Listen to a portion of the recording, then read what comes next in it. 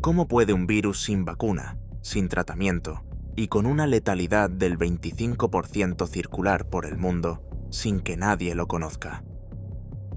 En mayo de 2026, un crucero con 147 personas a bordo se convirtió en el centro de una alerta sanitaria internacional. 3 muertos, la OMS activada y el antivirus como protagonista. Pero esta historia no empieza en ese crucero. Empieza en 1993, en un rincón remoto del suroeste de Estados Unidos, donde varios jóvenes completamente sanos empezaron a morir en cuestión de horas. Los médicos no entendían qué estaba pasando. Los pacientes llegaban con fiebre, dolor muscular y tos seca. Y en menos de 48 horas, sus pulmones dejaban de funcionar completamente. Era algo que la ciencia nunca había visto antes. Un virus desconocido que atacaba directamente el sistema respiratorio con una velocidad y una brutalidad que dejaba sin respuesta a los mejores especialistas del país. Los Centros para el Control de Enfermedades de Estados Unidos enviaron equipos de emergencia a la zona. Lo que encontraron cambió para siempre lo que sabíamos sobre los virus transmitidos por roedores en el mundo. El virus vivía en los ratones venados de la región, en su orina, en sus heces, en su saliva, y bastaba con respirar el polvo contaminado para que entrara directamente en los pulmones humanos sin que nadie lo supiera. Lo llamaron hantavirus, y aunque llevaba décadas circulando silenciosamente por el planeta, nadie en Occidente sabía que existía. Hasta ese verano de 1993 en Nuevo México, que lo cambió todo. Si este tipo de historias que nadie te cuenta te interesan, suscribirte a Paciente Cero tarda literalmente 2 segundos. Y lo que viene a continuación es lo más inquietante de toda esta historia real. ¿Pero qué es exactamente el hantavirus? No es un solo virus, es una familia entera de virus que llevan millones de años coevolucionando con los roedores en todos los continentes del planeta. Cada región del mundo tiene su propia variante. En América del Norte existe el virus sin nombre, el más letal de todos. En América del Sur, el virus Andes. En Europa y Asia, el virus Pumala y el Seúl, entre muchos otros conocidos. Todos comparten algo en común. Los roedores son sus huéspedes naturales y no enferman. Pero cuando el virus salta al ser humano, las consecuencias pueden ser devastadoras e irreversibles en cuestión de días solamente. Existen 2 formas principales de enfermedad: el síndrome pulmonar por hantavirus, predominante en América, que ataca los pulmones con una velocidad brutal, y la fiebre hemorrágica con síndrome renal, más común en Europa y Asia actualmente. El síndrome pulmonar es el más mortífero. Una vez que los síntomas aparecen, el deterioro puede ser tan rápido que en menos de 24 horas el paciente puede necesitar ventilación mecánica para sobrevivir.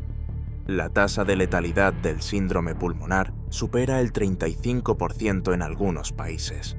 1 de cada 3 personas que desarrolla la forma grave de la enfermedad muere. Y no existe ningún tratamiento específico aprobado hasta hoy. No hay vacuna, no hay antiviral, solo soporte médico intensivo, oxígeno, y esperar que el sistema inmune del paciente sea suficientemente fuerte para combatir al virus, por sí solo sin ayuda farmacológica específica. ¿Cómo se contagia exactamente? La forma más común es respirar partículas de aire contaminadas con excrementos, orina o saliva de roedores infectados. Algo tan cotidiano como limpiar un garaje o un almacén puede ser suficiente. También puede transmitirse por contacto directo con roedores infectados o sus excrementos, por mordedura de roedor, o por ingestión accidental de agua o alimentos contaminados con material fecal de roedor infectado. Pero hay algo que hace al hantavirus diferente a la mayoría de los virus. Una característica que los científicos llevan décadas estudiando y que convierte al virus Andes, de América del Sur, en un caso único y alarmante en todo el mundo. El virus Andes es el único hantavirus del que existe evidencia científica de transmisión directa de persona a persona, sin roedor de por medio, directamente de un humano infectado a otro humano sano por contacto estrecho prolongado. Eso lo convierte en una amenaza de naturaleza completamente diferente, porque si un hantavirus desarrollara transmisión humano a humano eficiente, estaríamos ante un escenario epidémico de consecuencias difíciles de calcular para la humanidad. Y ahora volvamos al crucero. El 4 de mayo de 2026, la OMS recibió una notificación urgente del Reino Unido. Un grupo de pasajeros de un crucero con bandera neerlandesa había desarrollado enfermedad respiratoria aguda grave. El crucero había recorrido el Atlántico Sur. A bordo viajaban 88 pasajeros y 59 tripulantes de 23 nacionalidades diferentes. Una bomba epidemiológica perfecta para la distribución internacional de cualquier patógeno conocido. El primer caso fue un hombre adulto que el 6 de abril comenzó con fiebre, dolor de cabeza y diarrea leve. El 11 de abril desarrolló dificultad respiratoria severa. Ese mismo día, murió a bordo del crucero sin diagnóstico confirmado. El segundo caso fue una mujer, contacto estrecho del primer paciente. Desembarcó en Santa Elena el 24 de abril con síntomas gastrointestinales. Su condición empeoró durante un vuelo a Johannesburgo. Murió al llegar a urgencias el 26 de abril. El 4 de mayo, las pruebas de laboratorio confirmaron lo que los epidemiólogos temían. Hantavirus.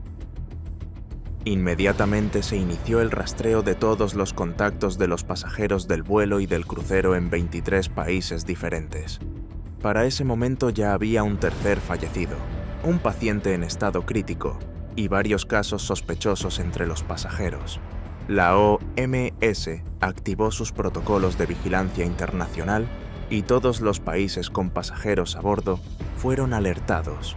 13 pasajeros y un tripulante españoles se encontraban a bordo. El Ministerio de Sanidad español emitió un informe de situación considerando el riesgo para la población española como muy bajo, pero manteniendo la vigilancia activa sobre todos los contactos. Lo que hace único a este brote no es el número de casos, es el contexto. Un crucero internacional con pasajeros de 23 países es el vehículo perfecto para diseminar un patógeno por todo el planeta en cuestión de días. La investigación epidemiológica continúa intentando determinar la fuente de exposición. ¿Cómo entraron en contacto los pasajeros con roedores infectados durante el viaje? ¿En algún puerto de escala? ¿En tierra durante alguna excursión organizada? Son preguntas que los epidemiólogos aún no han podido responder completamente. Y mientras tanto, los contactos de los pasajeros distribuidos por todo el mundo están siendo monitorizados activamente por las autoridades sanitarias de cada país involucrado. Pero hay algo más profundo que este brote nos revela, algo que los datos de los últimos años muestran con claridad y que debería preocuparnos mucho más de lo que nos preocupa actualmente como sociedad global conectada.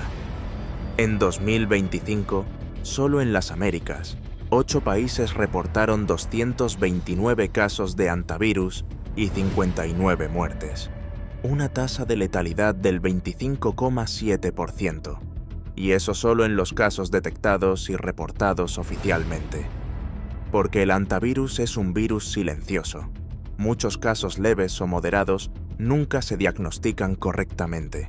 Se confunden con gripes severas, neumonías bacterianas o simplemente con enfermedades respiratorias comunes, sin identificar el agente causal real. El cambio climático está amplificando el problema de forma preocupante. Al alterar los ecosistemas naturales, el cambio climático modifica las poblaciones de roedores y expande sus territorios hacia zonas donde antes no existían, acercándolos más a las poblaciones humanas.